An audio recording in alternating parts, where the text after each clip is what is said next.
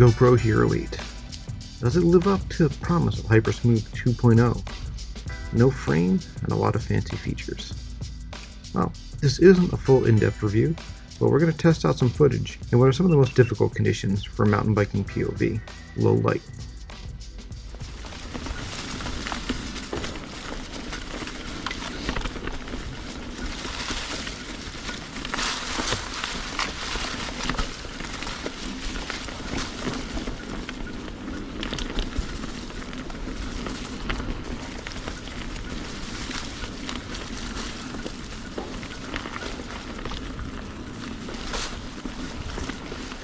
I've tried using the 4.3 aspect ratio a few times.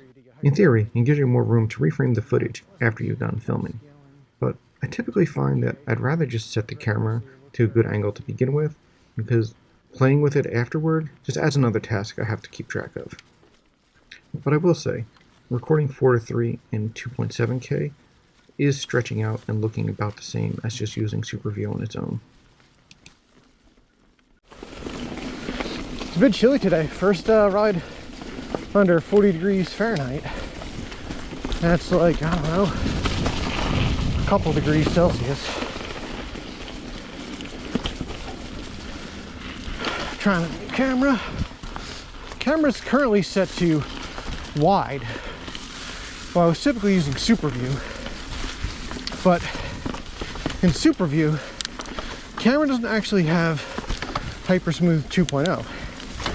It's just the same old 1.0, which, I mean, there might be improvements, not quite sure, but a lot of the footage that I thought was impressive was in the 2.0 mode.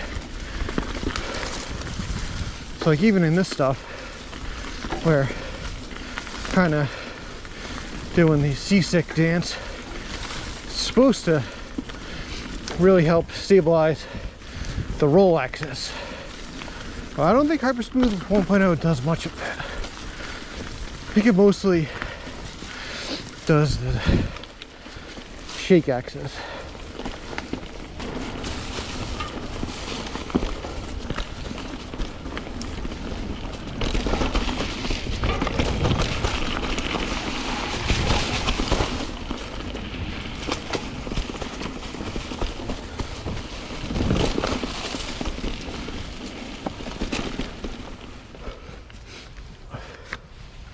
Now we got SuperView. All right, let's see how that goes. We're gonna not take the long way today.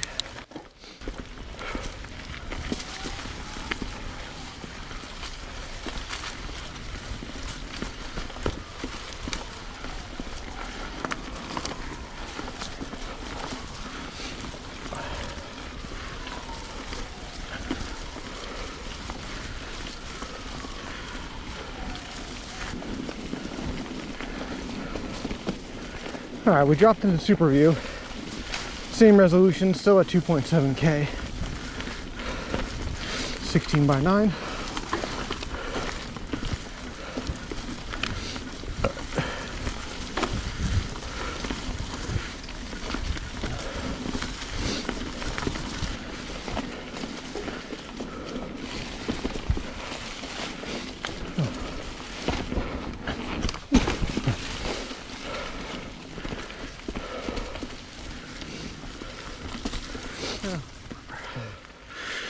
Alright, this is fun little downhill with berms. Just gonna do the comparison test.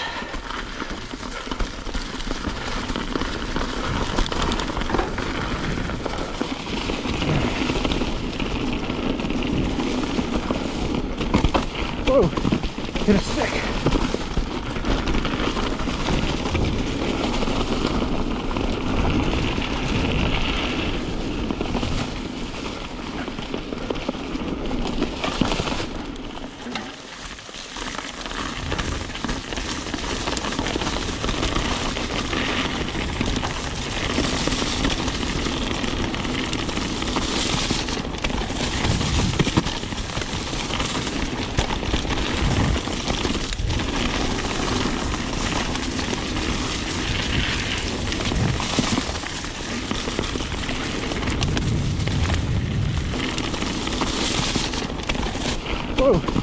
hit a stick.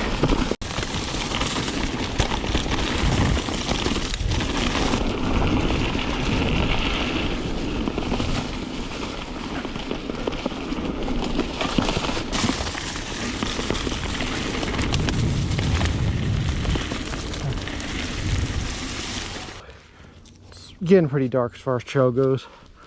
Absolute worst conditions for software Hypersmooth. I boosted the ISO all the way up to 6400 as a limit, and we're on Hypersmooth 2, 2.7K wide, just like before. Let's see how it handles it.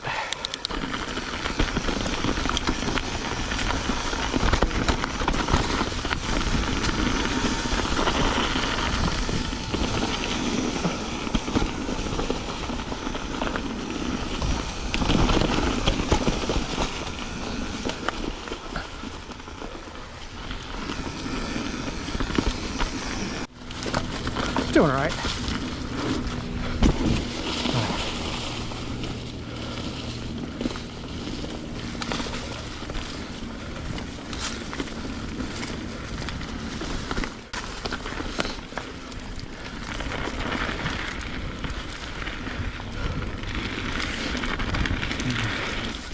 All right, this section's a bit zigzaggy. See how the roll axis goes with a lot less light.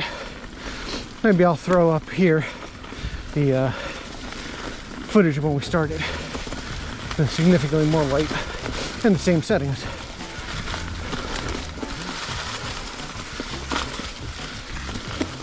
I have to say, stabilization is doing a very good job. Now, the image is definitely falling apart and a bit soft at this high ISO setting, so you really only want to use this if you absolutely have to finish recording your ride. But remember, always set it back to a lower max ISO, so you get that nice, sharp, crispy footage. Which brings me to one of my favorite settings of the camera, profiles. You can program a custom profile for low light, and then quickly just switch to your normal settings without having to fuss with all the individual ProTune settings.